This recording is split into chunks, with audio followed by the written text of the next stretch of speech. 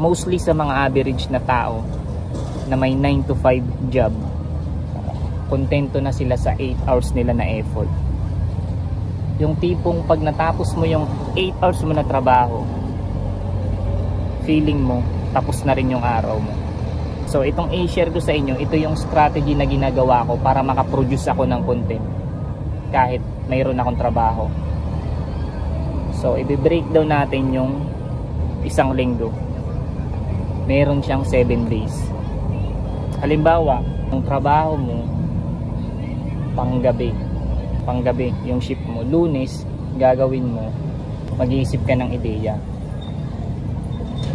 Tapos pag uwi mo galing trabaho, magsulat ka na ng script mo kasi buo na yung ideya, isulat mo na lang yung script para pag Wednesday i-shoot mo na yung video, yung less error na siya kasi meron ka ng script.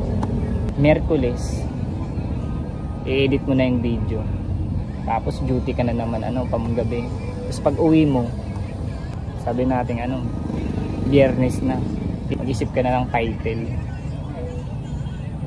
Sabado ka na, isipan mo na ng description tsaka hashtag para pagpatak ng linggo pwede mo na siyang i-upload. Boom, may content ka na. Then repeat the cycle lang. Lunes, ayun, isip ka ideya.